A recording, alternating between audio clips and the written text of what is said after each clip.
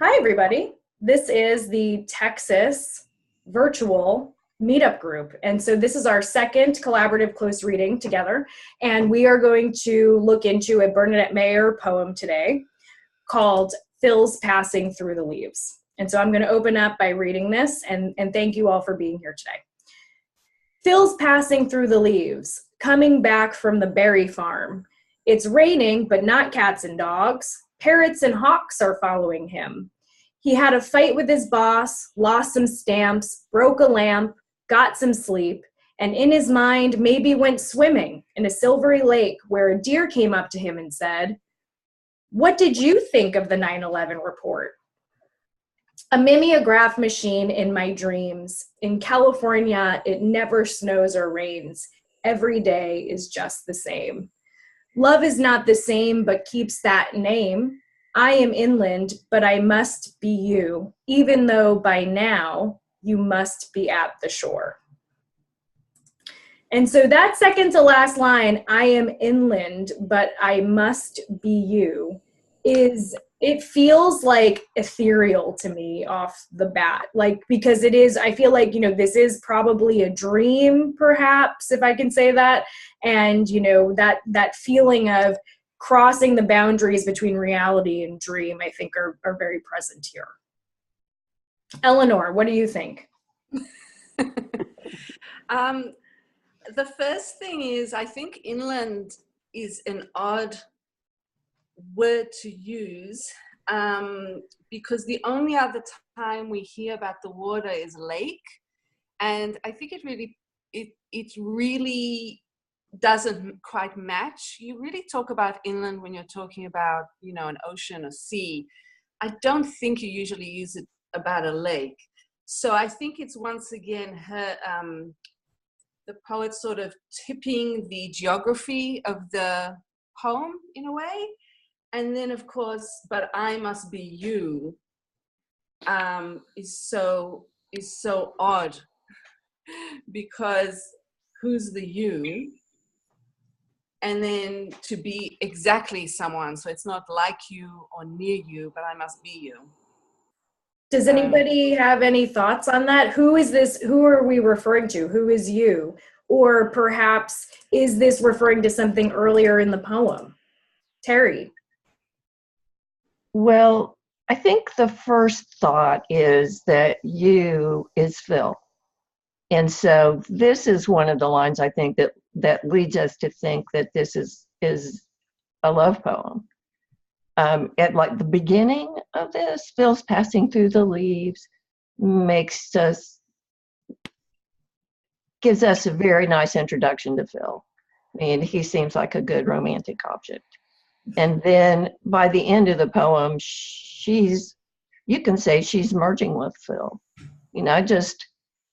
I saw, I love you so much that I feel like we're the same person. Mm-hmm. So that's what I have to say. Erica, what do you think? Well, it's interesting because I actually live not too far from where Bernadette and Phil live. So, and today it was raining, but not cats and dogs.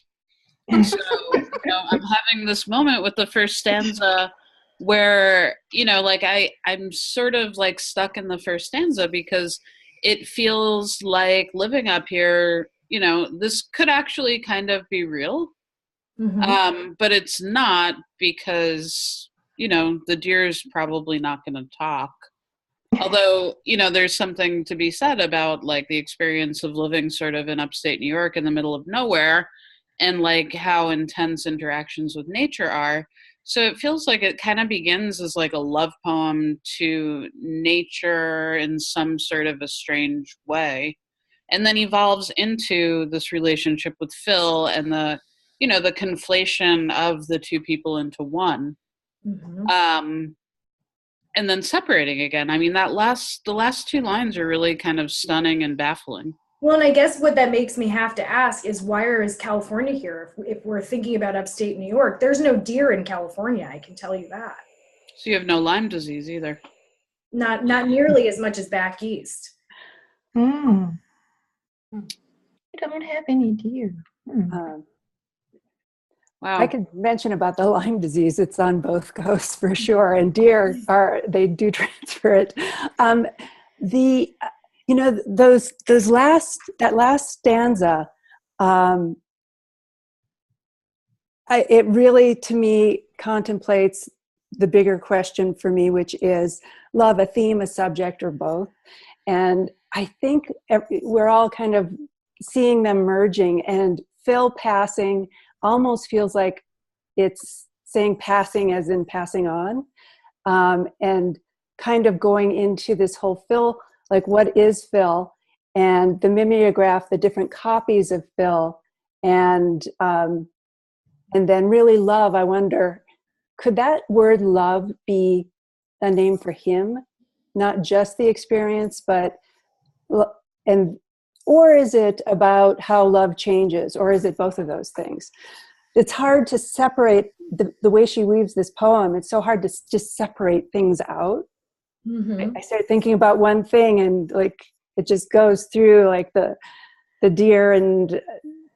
Yeah, well, I have to say that the line it's raining but not cats and dogs really resonated with me very strongly as an image. Like I could see that very clearly. And then the very next line talking about parrots and dogs, which is jarring.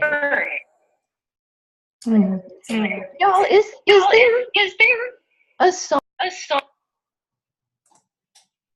Go ahead, Sorry. Mary. Is there a song called California Dreaming? There is. California Dreaming. I'm thinking that might be why California's there. Mm-hmm. Mm-hmm. Because it's right before Dreams. All right, I want to save Alana's question for last Right about after. love as a theme, but Terry, let's give it to you. I know you had a topic specifically you wanted to bring up. I've recently been thinking whether this poem is more political than I first thought. So, because that 9/11 report, just sort of pops out of nowhere, and the deer. And so I looked at the physicality of the 9/11 report and found out some things about it that surprised me. It was a bestseller as a report. It was a finalist for the 2004 National Book Award. It summarized the findings from 2.5 million pages of documents to come down to a 449-page report. So think about how many copies of that report were made. And I thought, this deer, what did the deer think of the 9/11 report? Well, it would have said it was a tree killer. It destroyed some of my habitat. So I like that thought a lot, and it sounds kind of Bernadette to me. Yeah, well, and I like that it doesn't necessarily detract from the concept that Alana's referring to with love. And something that sort of comes to my mind when I'm thinking about that is that when that report was released, I worked at Borders Books and Music. I worked there, and I was the deer, right? Like I'm looking at this thing going, why are people buying this? Why are people, I read it because I could borrow it for 2 weeks for free, but I would never have given my money to that. And so I think, for me, it was I was kind of like a deer in the headlights, I guess, when it came to like actually experiencing that literature. Interesting.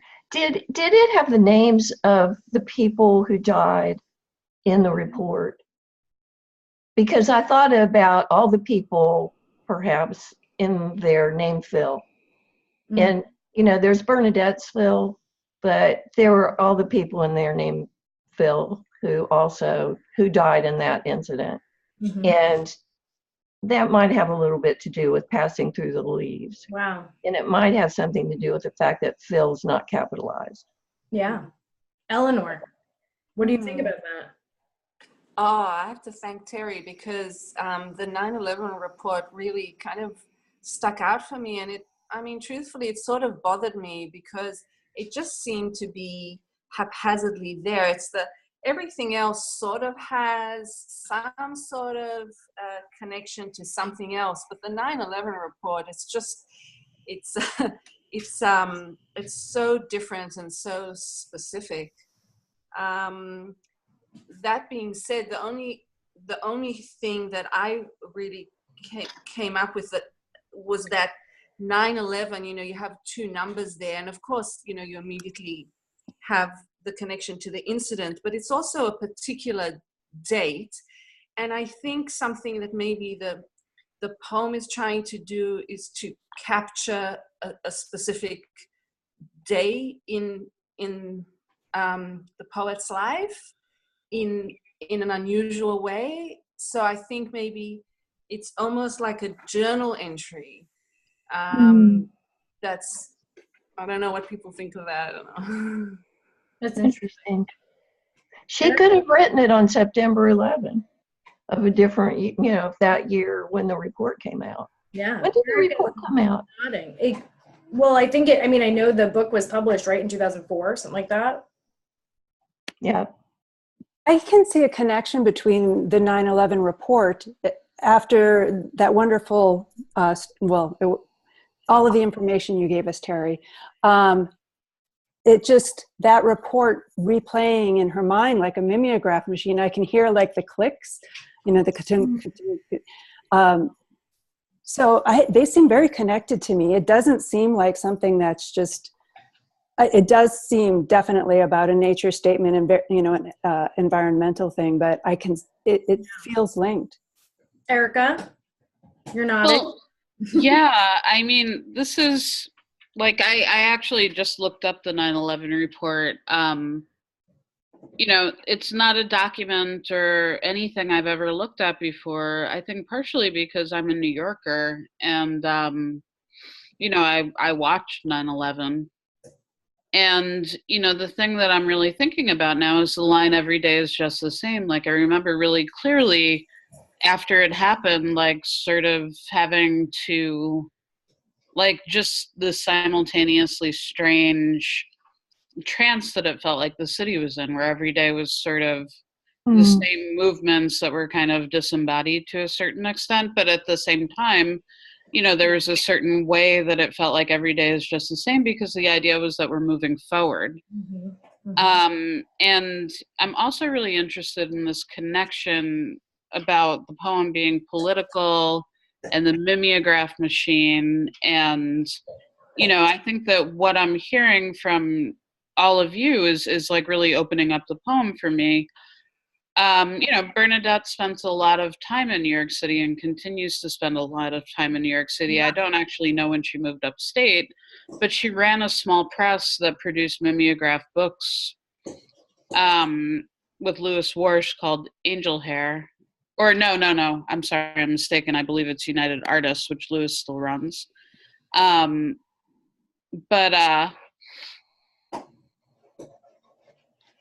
Yeah, I'm just like kind of trying to make sense of all of this stuff in my head, because, you know, there's also that California question. I remember when 9/11 happened, talking to friends in California, and, you know, it's such a different thing. Yeah, I was actually very close to Ground Zero as well. Like, yeah, Erica.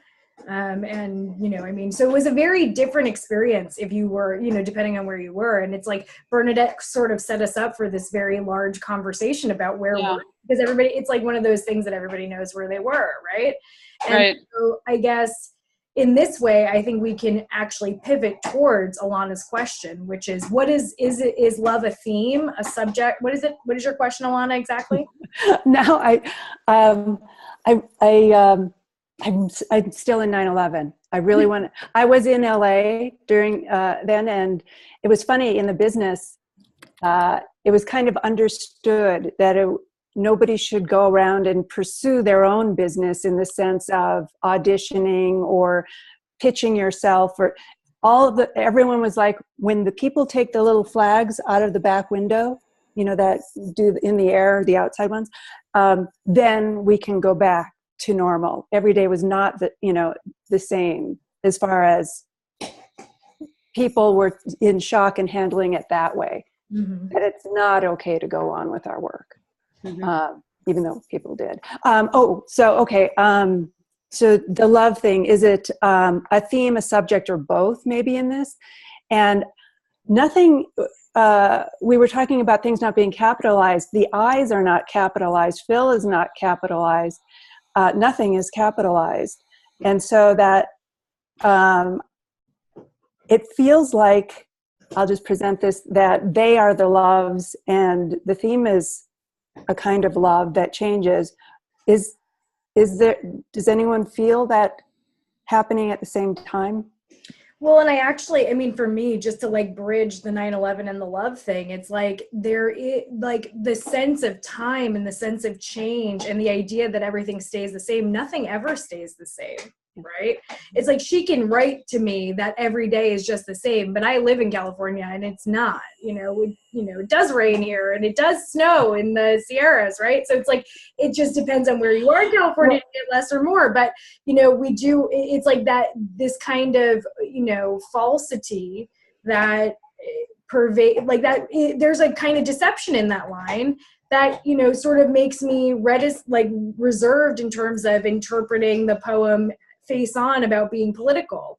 It's like there is love in political strife, right? Like during 9/11, how much love was there, really? Yeah. I mean, beyond the actual event itself, I never felt so welcome in my city until that happened, right? I mean, it was a very much like every day became very different in the way that after 9/11, there was a lot of reconciliation, right? I felt in communities, there was a lot of like, whoa, we've really got this wrong. And maybe we need to, look for love instead of fighting with each other, right? And so, I mean, I think the 9/11 memorial tries to be a testament to that notion, right? And so I guess if we can, if you can negotiate those two very different themes, I actually think you can find you can reconcile them, but it's very hard. Eleanor, you're nodding. This conversation is so helpful. One of you said, that we all know where we were on that day. And that's really what it makes sense. The poem makes sense now because she's saying, she's talking about the geography. It's a political occurrence, which can be the politics between two people in a relationship. But where were you personally? So now it makes sense to me why she's talking about where Phil is. Like, where is he? Where's he moving to? Where is she? Is he coming towards her? Are they the same person? And like, you have to bring your personal stories into it's a kind of, a poem in a way is a political framework.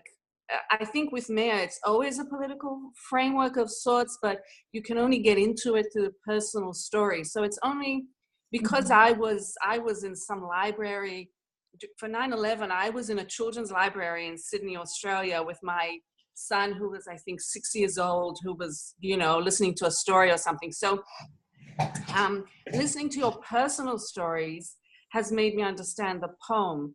And I think that's exactly what happens with the love theme. There's no way you can read this, anything in this poem. I mean, it's obviously about love or at least a relationship that's close, but you have to bring your own personal experiences to it. And so whatever your personal experience has been would make you understand, I must be you differently. So for example, like, for me, being told I'm the same as you is not love. Like, I was actually told by someone, I had a dream and we were the same person, and that's not love. That might be a close relationship of another sort, but for another person that might be love. I can totally see how you would understand that as being a very close relationship. Mm-hmm. Oh, Allison, that you're saying, what the environment was like in New York made me think about I Must Be You in a different way, because maybe we're not talking about a romantic relationship. You're talking about a realization that we're all together on this planet. Yeah. And some of us are inland. Words, just to put it out there. I'm feeling we're very naturally going into final words. Yeah. Erica, I love that. I love that I could help Terry on this, because Terry has been amazing on the thread for this discussion. Erica, do you have any final thoughts? I mean, I'm sort of like lost in the poem and all of the associations that it's bringing up, and kind of remembering after 9/11, one of the first things that I did, I was beginning an MFA program in the city, and my teacher at the time, the first class that we had after 9/11, he took us to Frank O'Hara's old apartment on University Place. And we kind of stood there, and each one of us went up and like touched the doorknob. And I don't know why, but I'm sort of like stuck in that memory alongside, you know, this sort of shifting stream of memories that feel like they're both very specific to Bernadette and to the poem, but also somewhat more universal. And that kind of leads me back into the love is not the same, but keeps that name, and the way that, you know, the way that we use words is continuously changing because of how the world changes, but the words don't change, you know? So it's like we don't have a new word for love, but it doesn't mean the same thing that it probably meant 10 years ago. Yeah, I love that. That's great. Thank you. Alana, final words. Skimmed over 9/11. I didn't. Connection is unstable. So, so you might want to turn your camera off. I'm going to stop. You guys have opened the.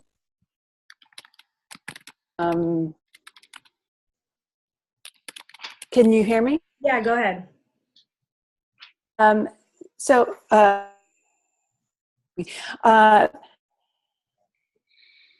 You guys opened the 9/11 symbolism of the sky and, you know, the tower stands that we have these parrots and him. He's passing through. So you guys gave me like, how are these all right, are the first in the sections of the relation? Yeah, you're breaking up.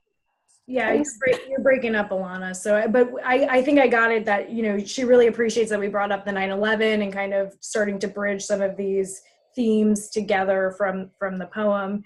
And I just was going to close it by saying, this brings me, after all this talk about 9/11, it brings me back to parrots and hawks that are following Phil. And I wonder if this 9/11 report really got under his skin, and maybe it was something that really was kind of haunting him in a way. And maybe that's kind of, you know, a way that you can think about that little phrase there, because I think maybe it makes a little bit more sense for me now. So that's really helpful. Yeah, I'm going to stop recording. That was great. This is Phil's Passing Through the Leaves. This is the Texas Virtual Meetup Group passing through the poem.